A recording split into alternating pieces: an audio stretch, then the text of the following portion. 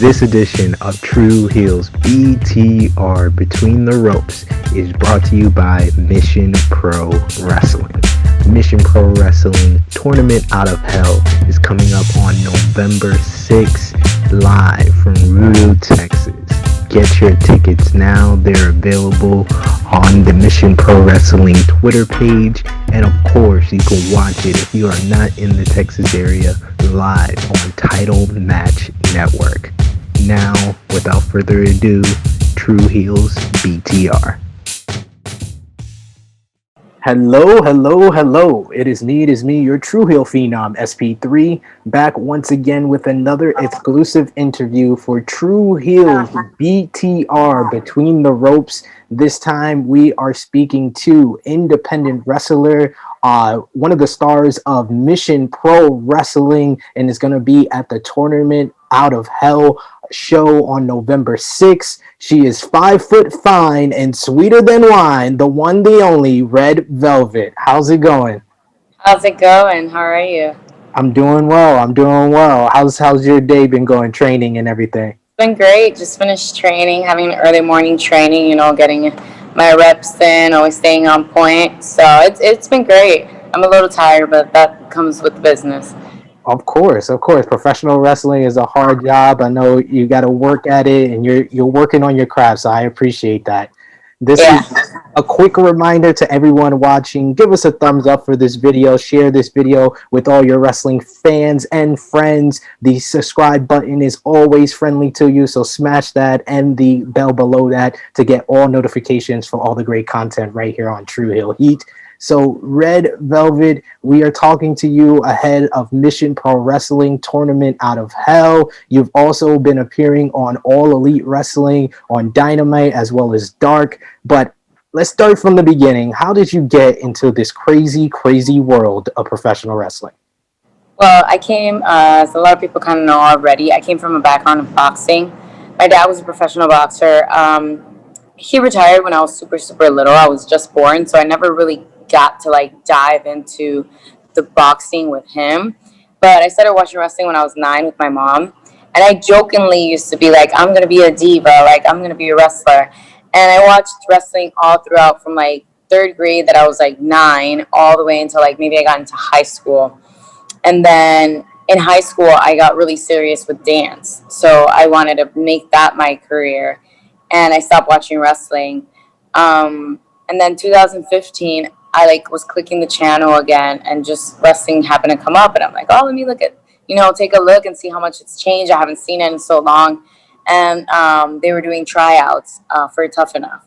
So they were saying you could, you didn't have to be a wrestler. It was just whoever was, tough enough, had thick skin, was athletic, to just send in a video. So I just kind of went in and sent the video. And it took off from there. I didn't really think too many people would get behind me, but people were retweeting it, posting the video. The video got a bunch of likes on YouTube. So I didn't get on the show. I made it to the second round of interviews and stuff, but I didn't get on the show. So after that, I'm a true believer that everything happens for a reason. If one door closes, the other one opens. So I think that was the mark where okay, maybe you should give it a try. So I signed up for wrestling school, and then it took off from there. And 5+ years later, here I am.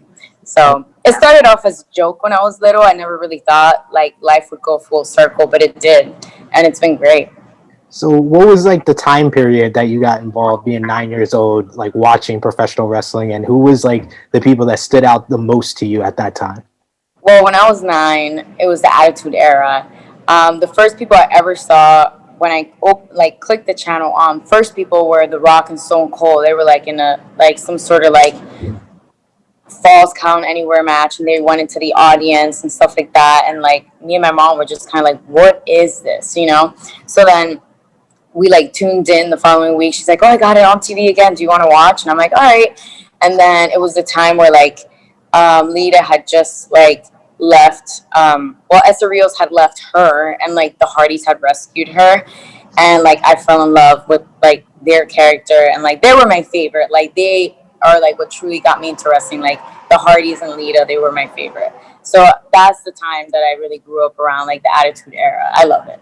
I So love it. I love hearing stuff like that. We have our own series where we go back in time and watch it. We love nostalgia. So that brings me to an interesting question. Since you break up two intriguing names, Stone Cold and The Rock. You know, in the NBA, they have the conversation who is the GOAT between Michael Jordan and LeBron James. And most recently, I've been seeing people have that conversation with The Rock and Stone Cold. Which side do you lie on?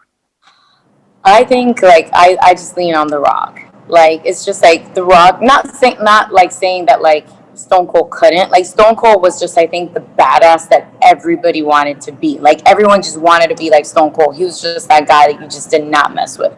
But like to me, The Rock was like he had more versatility and like everything he did. He knew how to talk. He wrestled well. He knew how to be bad. He knew how to be good. He just kind of had like a little bit of everything. So that really drew me in.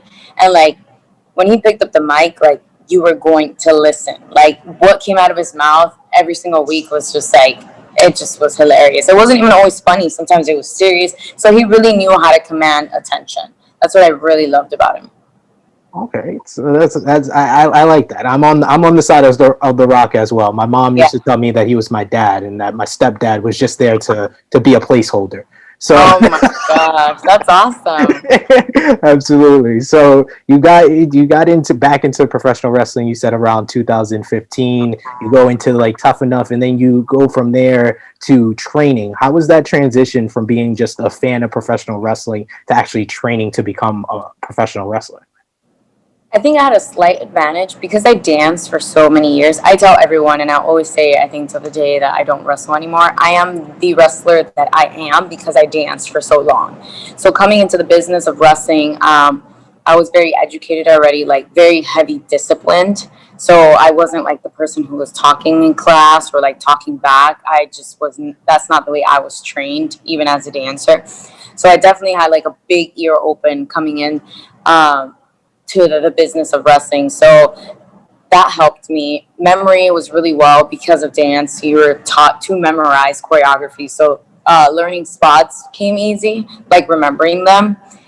Um, I was definitely very fearless when I came. Like nothing like I was like, I don't want to do that or like I'm afraid. I would just do it. I came in like very fearless. And I think it's because dance is the same way in like I came from a background of like I did every type of dance, but like as I got older, I was like always had a partner. So like your partners throw you up and like even I did cheerleading, so like you have to trust. So trusting someone else wasn't like foreign to me. I knew like I could trust my body with other people and just the crowd, like I was not people shy at all. And then that's the thing, like people tell me all the time, like, oh my God, like your confidence is out of this world. Like once I go through those curtains, like I want you to know who I am. You're going to watch me. I'm not afraid of people at all. So I love that and I embrace that. So I think I had a huge advantage with how long I danced for when I came into this business because the entertainment part, like I already had nailed pretty much. So it was just learning like the move sets and like selling them and like getting into the custom of that world. But just the basics of what surrounds that world, I kind of like had already came in with it. So it was pretty easy for me. Not the bumping and the wrestling. That part was hard on my body, not gonna Yeah. lie. My first practice, when we started doing bumps, I thought I got hit by an 18 wheeler the next morning. I did not want to come back, but my heart was like, if you want to be good, like this is going to get easier. And my trainer and I laugh about it all the time. He tells all the new students, like when I came, I used to, like, I was horrible. Like he was like, she is not coming back. And like the next day I came back and he's like, oh, maybe she'll be here for a month. And then like 2 months passed by and I came every single day. And like fast forward 5 years later, he's like, I'm so proud of you. I'm like, yep, you thought I sucked. But like when I commit to something, like I commit. Like if I really want to do it, I'm a person like I have little hobbies here and there, but like if I want to commit to something, like I'm not gonna back down about it. You're resilient. You came Yeah. back when everybody was counting you out. You and Everyone was counting me out. I was literally the underdog. Like, and my bumps were horrible. He said my bumps were horrible. But like, I think like when you have the passion for it and the heart, like that just keeps you coming back. And there was no one who was gonna tell me I couldn't do it. That was so much fire. When they used to tell me like you're so tiny, like I used to go places and be like, yeah, I'm wrestling. I'm gonna be a wrestler. And they're like, but you're so small. And I was like, watch me. And half those people are watching me now. And they're like, I can't believe you like went through with it. And I'm like, yeah, thanks for doubting me. it was the motivation that you needed. Always, always. So, you get through the training and then you start actually having matches. Who would you say like was the first person that you were in the ring with that you was like, whoa, I want that to be my like standard bearer, your like bar of what type of performer you want to become? Someone I went against or someone that I saw? Saw or were in the ring with? So when I first, okay, I'm trying to think because like when I first started wrestling, I was very like fortunate that like my home promotion, like I saw a ton, like let's just break this down. So my debut match, we had Two Cold Scorpio on that show. We had Teddy Long. We had Ron Simmons. Whoa. We had Rebel. We had Pope Elijah Burke. We had Leo Rush. So like that show was stacked. So and it was my first show, and I was going against Rebel. So it was like nerves all around. But that was a really like high end show, and like a lot of our shows were like that. Like he would always bring people in, and like the way we were rewarded was like he'd give us what's called like the rub. So like a veteran comes and like, so I was fortunate enough to go against people like Rebel, Jade, who's Mia Yim now in WWE, and people like Santana. So you just kind of like start seeing where they're at. I can't pinpoint if there was a person like who I wrestled that I was like, I need to get on their level. I'm trying to like really think, like it's been like 5 years. So I'm trying to think like when I first started, I was so focused on like just getting better that I wasn't too aware like who was in the indies really. I was kind of just very like doing my homework, doing my stuff. And a lot of those vets, like Teddy, the headbangers and stuff, they were really influential on my career and mentoring me when I first started. I don't think I had like my ears or eyes out too much on like who was in the indies because I know I wasn't there yet. Yeah. But looking now, like people I still have not crossed paths with that I would like to, Tessa Blanchard. When people say they're the best of the best, I always say to myself, in order for me to know if I'm the best of the best, I want to go against the best of the best. So some people are like, oh, this and this person can't hang with Tessa Blanchard. Like, I don't doubt that I can hang with Tessa Blanchard. And I call it out at every podcast. So someone's going to have to make it come true. Like, let's do it. I think she's an amazing competitor. So I'm not at all threatened by that. Like, if you want to see if you're the best, you put yourself against the best and push yourself to a whole different limit. Her, Kylie Ray, now doing work with AEW. I'm excited for when Chris Statlander comes back. She's very interesting. So there's just a lot of people. I hate like to narrow down and not call people out, but like single out people because I think everyone has something different to offer.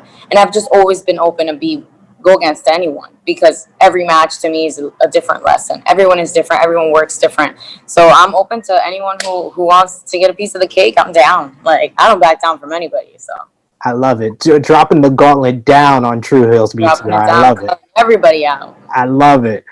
So go back a little bit. You say that you had the dance background. You say you've done some cheerleading, but I want to know a little bit about your dance background. What type of like dance did you like specialize in?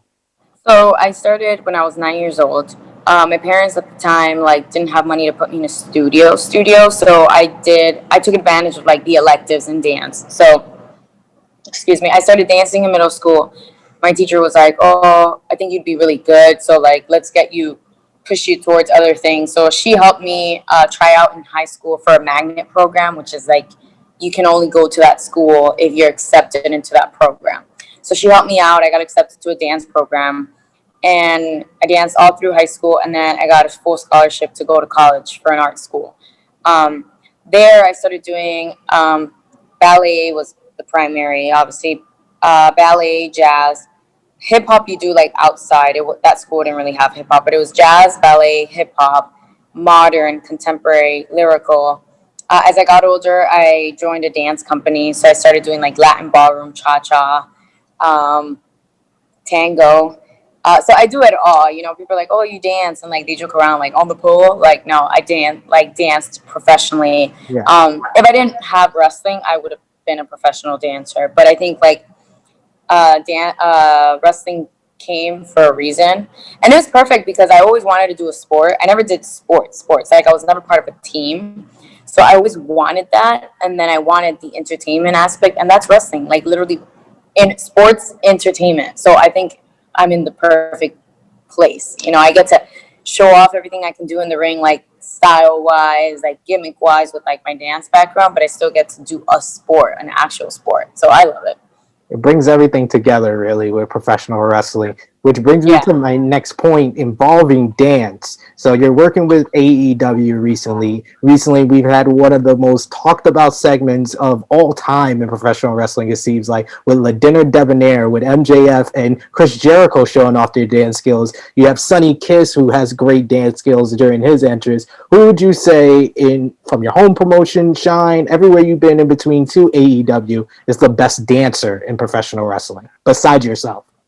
Okay, best dancer in professional wrestling. That's hard because if we're talking like Sunny Kiss is great, and like he can throw in like his background and like dance. He does it very well.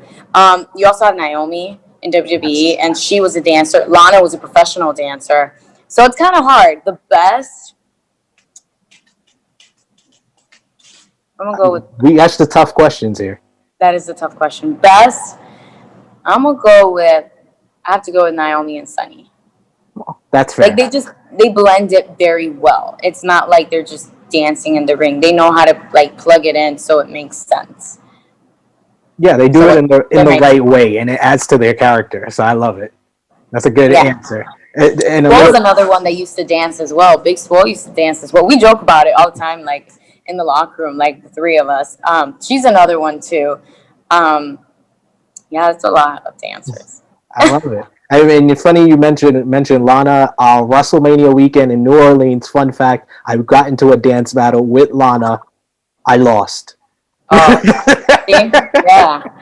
It's only right that I mentioned that. So you got into AEW recently over the summer. How has been your time in AEW, and what's been like the biggest difference as far as like behind the scenes from every other place that you've been before then? It's been great. I think it's been a very impactful year with like the pandemic and stuff like that, and it was a very hard year for wrestling, for wrestlers. A lot of wrestlers like lost their job, which was wrestling. Um, but the pandemic opened a huge door for me because they were just like they're stationed in Jacksonville. So I came once and then I kept getting asked to come back, and I don't think, not that I don't think that would happen, but I would not have been back as many times if I was like trying to catch them while they were on tour, you know. So it really really like was a blessing that they were stationed, and they're still stationed now, you know, but like that I was able to like go one time and then keep showing what I could do, and I've grown with them.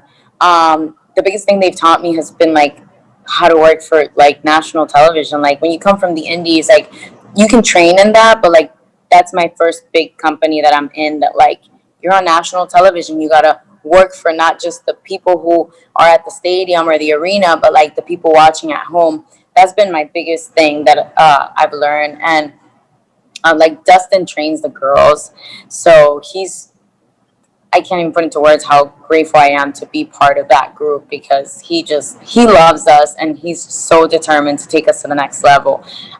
So it's been great. Backstage, it's an awesome environment. Like you don't feel like you have to walk on eggshells. Everyone is respectful. Everyone treats you equal, and that's my favorite part about being there. Very very welcoming. They all like you can be there one time to do an extra work, and you almost forget that you're an extra because you get treated with the exact same respect as a human. And they're just so welcoming. Everyone, Tony, Brandy, Cody, Dusty, Kenny, all of them. So it's a great place to be. How did you get the call to come into AEW? Um, I had someone who I guess referred me to them, and then it was funny because I was training, and I guess my name had been thrown out there to them, and it was my birthday, and I got the email, and like I was here training, and then my trainer was like, "Legit, your birthday present," and then my trainer booked my hotel and he booked my flight. Um, 'Cause I had like a show that week, like that same week at the end, so I didn't want to like drive up. So as my birthday gift, he like flew me up there and got my hotel and everything. I was a nervous wreck. But it was the best email I could have ever gotten, especially on my birthday. It was the best gift. You know, no one topped that gift. That might be the top birthday present that I've heard in any of my interviews, or myself included. Heck yeah, that one was that's a birthday gift I'll never forget, because it opened up a door, and every day I wake up and every time I'm there, I always take a moment to just like sit and take it all in, because life is short, and like they might not want you anymore, or like God forbid you don't wake up one day, you know. Yeah. So when I'm there, I just always like get a second or two, like even right before matches, just like soak it all in, because it's amazing. I'm super grateful. Have to be with the crazy year that we've had, like you mentioned, with the pandemic. Seriously. Now, how was your like initial response to finding out about this pandemic and how it would affect like the independent wrestling world? Well, at the time, it was like February, Marchish. It just started happening, so I was very precautious. Then all of a sudden, like all my independent bookings were canceled, and lucky for me at the time, I still had like a regular job, and it was an essential job, so it stayed open. I was not one of those people that lost their job, God willing. So I didn't have wrestling, so I was just working like full time at my job. And then things started getting more serious, you know, and they started like cutting hours. And then I was like, oh, this is real. And then in July, I had gotten like my little momentum in AEW, and then my niece got COVID. And then my mom got COVID, and then my sister got COVID. And then I had to stay back. I was not allowed to go to AEW Yeah. because I hadn't gotten sick. I actually never got sick. I tested positive and just never got sick. And then I got antibodies. So it was really weird. It was so fortunate. I just ended up staying home, taking care of my family. But like COVID was like just like passed by one shoulder. It did not like want anything to do with me. I guess retained it in my body because everyone in my house had it, but I never got sick. So it was tough, and that's when I really was like, it's real, because that's like the weakest I've ever seen my mom. My mom is like the strongest person I know. My mom's super Hispanic, like gets up every morning, her cafe, like all this stuff, and she was not getting out of bed. She wasn't talking, and to see her at that lowest point, I was like, a lot of people think it's not true, but it's real. I at one point thought like I would lose her. She never went to the hospital. I did not permit her to go to the hospital because I knew like if we let her go to the hospital, she wasn't coming back.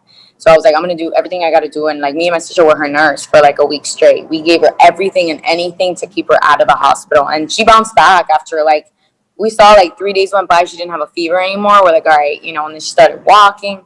But it's real.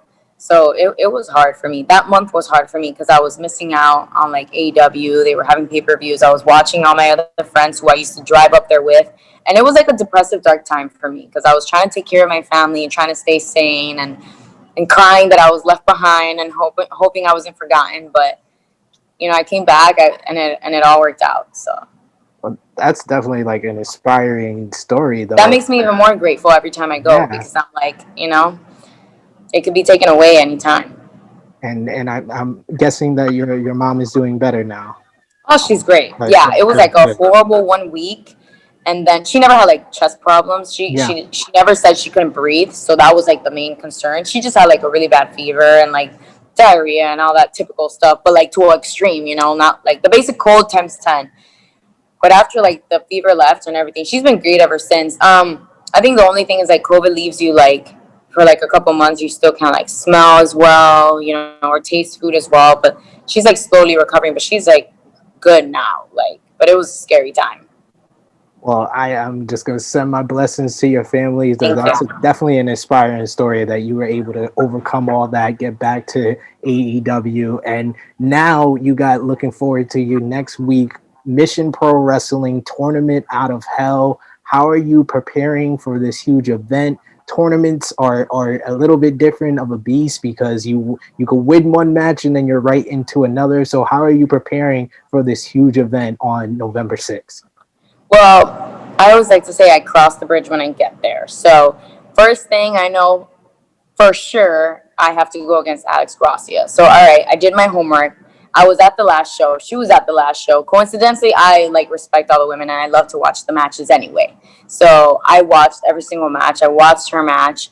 I had a couple custom matches with her after, so I kind of have a feel of like how she can work.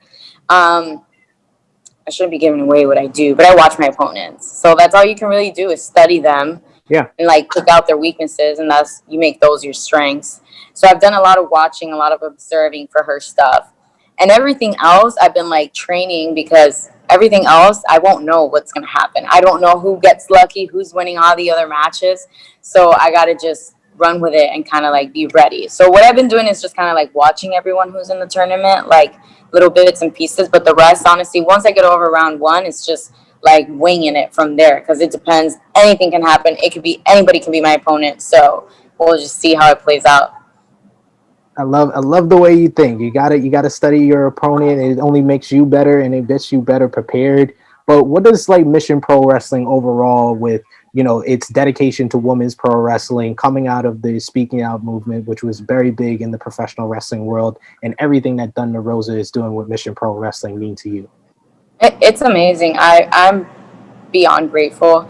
I was not on the first show, and they had like I don't want to say a call out because she was there. She was announcing. I'm not sure if she was injured. Don't quote me. But she had to back out of the match. So I was actually asked to be in that show out of pure coincidence, just timing, I guess, the way it was. And I had seen Thunder Rosa. I had met Thunder Rosa for the first time that week at AEW tapings. So I had to talk with her and told her, like, I loved what she was doing with her promotion, like, to keep me in mind. But I didn't think, like, I'd get the call right away because the show was booked.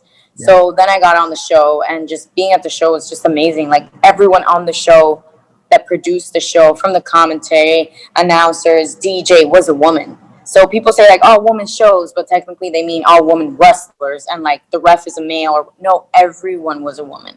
So it was super empowering, and it made history. Like that show made history. The number of fans that came out, the number of like, even the number of merchandise I sold. Like I've been wrestling for 5 years, and like I made the most on that show. Like a lot of people came, a lot of people were super supportive, bought a bunch of stuff, and that's something I can always hang on to. That I was in the first ever, and like a part of history. And I love what she's doing. I love her. She's a great person, sweet person. She's scary. Like she don't play when she gets in the ring, but I love her to death. And I was grateful to be a part of that history making moment. I was fortunate And enough now we're to- back. Exactly. I was fortunate enough to speak with her, and she showed the fiery side and the sweet side. So I love that you mentioned that because I definitely I got love that that. across in our interview. So my final question for you: this is Tru Heel Heat. We call ourselves the Tru Heels because we are true wrestling fans. We're not afraid to say what we think about wrestling, about everything going on in the wrestling world. But we like to focus on heels in our questions to interviews. So this is the most difficult question, and I'm going to make it specific. I'm going to give you two parts to this. Okay. Name your most famous or most memorable heel moment that you've ever seen. And then, since it's Mission Pro Wrestling, it's all about women's professional wrestling, your favorite female heel of all time.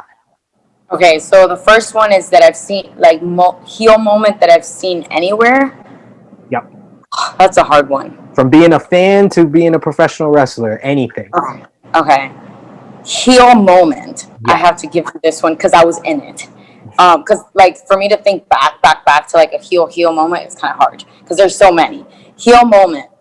I had a match with Insidious, who will be on this show. Nice. We went at it. Like it was a great match. And after the match, like it was a count out. So we were like laying down on the floor. I'm like laying down, laid out, whatever. Like we didn't make the count out. And out of nowhere, she came and kicks me in the face. And like we were on concrete floor, so I sliced my eyebrow open. And it was like gushing blood. That was a great heel moment. Like everyone was like, "Oh my god!" Like they expected me to like beat her up backstage, and I was like, I was showing off my damn scar. Like I'm like, I touched it, and it was like full of blood. And I'm like, fuck yeah! Like every wrestler like wants that moment when they like, cut up without cutting up. So it was legit, and that was a legit heel moment for her. I was like, damn, like she got me, like, and she split like my eyebrow open, but it was great. Like I mean, I remember like I got up and like looked at the fans, and they're like, oh, like, because it was just like I could tell like once I hit the floor, like I just touched a little and my fingers were full of blood. But that was a true heel moment. But like I mean, I have no issue with her, whatever. whatever. Like, I'll face off with her anytime. I think she's great. That was biggest heel moment that I can remember so far because I was in it. You know, like that was some Yeah. heel shit. You know. What was the other one? Oh, favorite Mission Pro heel. No, female Besides heel. myself. Oh well, yeah, you could say Just yourself, kidding. but No, I'm saying no. all-time female heel. All-time female heel of Mission Pro. You could go Mission Pro, or you can go anywhere. I'll do Mission Pro since we're on the subject. Freaking Lindsay. She scares the shit out of me. It's between Lindsay and Thunder Rosa. Because, like, when Thunder Rosa gets pissed, like, she's not playing. So it has to go between them. And they went at it last show. But Lindsay scares me more. Like, if I saw Lindsay on the street at night, like, I'd walk the other way. Yeah, she's scary. Love her, but she's an intimidating one. That's how you get the heat. You got to be intimidating. She don't even have to talk, and I'm scared. I'm like, oh, man, you know. I remember when I first met her, I was like, I don't know if I'm going to be friends with her. Like, she just does not look nice. But she's an awesome human, you know. But she's scary as shit as a heel. Like, and she can, like, legit kick your ass. Like, that's what she was trained to do. So I don't piss her off, you know. That's a wise decision. For sure. Well, thank you so much for taking the time out to chat with us for Tru Heels BTR Between the Ropes. Let the people at home know where they can find you on social media, where they can find you on their TV screen, or anything else that you want to promote here. You guys can find me. I have my own YouTube page, Red Velvett with 2 T's. You guys are more than welcome to catch up on all the AW Darks, AW Dynamites that I'm on, you know, since that's the most recent. You can find me on Instagram. I'm LA_Velvet with 2 T's. Facebook, I'm Stephanie Cardona because they don't let me be Red Velvet. You can find me on Twitter at the Red Velvet with 2 T's. You can find me on Cameo. I'll break up with your boyfriend for you. Please, I've been waiting for one of those. You know, or girlfriend. Either way. You can find me on Cameo. You guys are more than welcome to buy my t-shirts on prowrestlingtees.com. If you're interested in any 8x10s, I have some 8x10s, 4x6s, and some limited time pins that are running out. Once they like sell out, I won't have any more. You guys can DM me for those, but please, serious inquiries only. Like, if you're not gonna buy, don't DM me about it. Like, I allow the fans to DM me if you're interested in really buying like a picture, but everything else is online. T-shirts are on Pro Wrestling Tees. I'm trying to think what else. What other social medias do we have? I think that's about it. The major ones, yeah. Book me on Cameo. Yes, I love that last part. That Cameo, yes. Help her, let her break up for your significant I'll other. break up with somebody for you. Give your mom a shout out or your dad. You know, if somebody just graduated or they're pregnant or gender reveal, I can do the Cameo for a gender reveal. I'll do it all. And I speak Spanish. So if there's anybody out there, Latinos, I speak Spanish, fluent Spanish, so I can do a Spanish Cameo as well. Multilingual at it all. Thank you so much, Red Velvet. I appreciate you taking the time out. You have such an inspiring story, and I am definitely going to be rooting for you for Mission Pro Wrestling Tournament Out of Hell on November 6th. If you can't be in the Texas area to see it live, you can see it on Title Match Network. So check that out for sure. So this has been Tru Heels BTR Between the Ropes with Red Velvet. It is me, your Tru Heel Phenom SP3. We are signing off until next time.